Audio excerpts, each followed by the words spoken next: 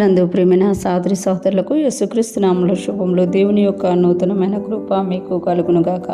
ఈరోజు దేవుడు మనకిచ్చిన మాట యోహాను రాసిన మొదటి పత్రిక 3వ అధ్యాయం 18వ వచనం. చిన్నపిల్లలారా, మాటతోనూ నాలుకతోనూ కాక క్రియతోనూ సత్యముతోనూ ప్రేమింతుము. ఈ మాటలు మనం యోహాను రాసిన మొదటి పత్రికలో చూస్తున్నాము. యోహాను గారు ఎక్కువగా శిష్యుడైన యోహాను గారు ఎక్కువగా ప్రేమ గురించి తెలియజేసినట్లు మనం చూడగలం. ఇక్కడ ఆయన తెలియజేస్తున్నారు కదా, చిన్నపిల్లలారా అంటున్నారు. చిన్నపిల్లలారా అంటే మనం కాదు అని కూడా కాదు, యేసుక్రీస్తులో యోహాను గారు మనల్ని చిన్నపిల్లలుగా చూస్తున్నారు. చిన్నపిల్లలైన వారందరూ కూడా ప్రేమ కలిగి ఉండాలి అని చెప్తున్నారు. పెద్దవారికి చెప్పక్కర్లేదు మీరు ప్రేమించండి అని, కానీ చిన్నపిల్లలకి చెప్పాలన్నమాట. అందుకని ఇక్కడ చెప్తున్నారు కదా, చిన్నపిల్లలారో మాటతోనూ నాలుకతోనూ కాక, అంటే ప్రేమిస్తున్నాము అని దేవుని గురించి మాటతోటి నాలుకతోటి చెప్పడం కాదు, క్రియలతోనూ సత్యముతోనూ ప్రేమింతుము అని చెప్తున్నారు. అంటే మనం ప్రేమిస్తున్నాము అని చెప్పడానికి మాటల్ని నాలుకను వాడక మన పనులు, మనము నిజంగా దేవుణ్ణి ప్రేమిస్తున్నాము, ఇతరులను ప్రేమిస్తున్నాము అనేటట్టుగా ఉండాలంట.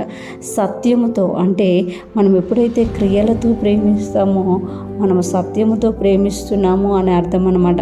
యేసయ్య మనల్ని మాటతోనూ నాలుకతోనూ ప్రేమించలేదు.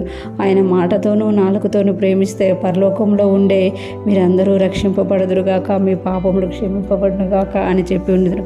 కానీ ఆయన మన కొరకు దిగివచ్చి, నిజముగా దిగొచ్చి, ఆయన మన కొరకు నిజముగా క్రియలతో ఆయన మన కొరకు మరణించి తిరిగి లేచినట్టు, శ్రమ పొందినట్టు, మనుషులు ఎవరు లెక్క చేయని వాడిగా, చూడనొల్లని వాడిగా మారినట్టు మనము చూస్తామన్నమాట.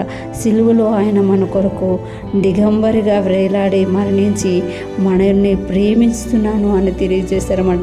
అందుకే ఇక్కడ యోహాను గారు చెప్తున్నారు కదా, మీరు మాటతోటి నాలుకతోటి కాక క్రియలతోనూ సత్యముతోనూ ప్రేమింతుము అంటున్నారు. అంటే దేవుణ్ణి మనం ప్రేమిస్తున్నాము అని మాటలు చెప్పడం కాదు, నాలుకతో చెప్పడం కాదు, ఆయన కొరకు మనం ఏం చేస్తున్నాము అనేది, ఆ క్రియలు అనేవి ఆయన మనం ప్రేమిస్తున్నాము అనేదిగా చూపించాలన్నమాట. మనం విశ్వాసం అనే క్రియ కలిగినప్పుడు, క్షమాపణ అనే క్రియ కలిగినప్పుడు, ఎదుటివారి తప్పులు కనబడినప్పుడు వాటిని తప్పులుగా చూపించకుండా వాటి విషయంలో మనం ఇతరులకు తెలియజేసే వారంగా కాక వారు ఆ తప్పుల్లో నుండి విడిపింపబడాలని ప్రార్థించే వారంగా మనం ఉండాలి. అటువంటి క్రియలు కలిగి మనం యేసయ్యను ప్రేమించాలంట. ఆయన సన్నిధిలో సమయం గడపడం, ఆయనకి ఇష్టమైనది కనుక్కొని చేయడం, ఆయనతో జీవించడం, ఇవన్నీ కూడా క్రియలతోనూ సత్యముతోనూ ప్రేమించామంట. ఈరోజు ఫ్రెష్ మనం వింటున్న ప్రతి ఒక్కరూ జ్ఞాపకం చేసుకోవాలి. యోహాను గారు ఆ యొక్క పత్రికలో తెలియజేసినట్టు, చిన్నపిల్లలారా మాటతోనూ నాలుకతోనూ కాక, అంటే మనం మాటలతో నాలుకతో దేవుణ్ణి ప్రేమిస్తామని చెప్పడం కాకుండా మన ప్రేమలో క్రియలు కనబడాలి, సత్యము కనబడాలి.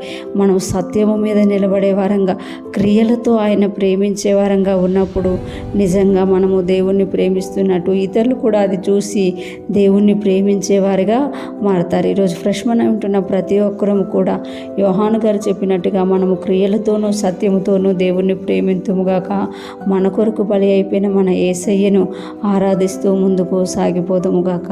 ఆమేన్.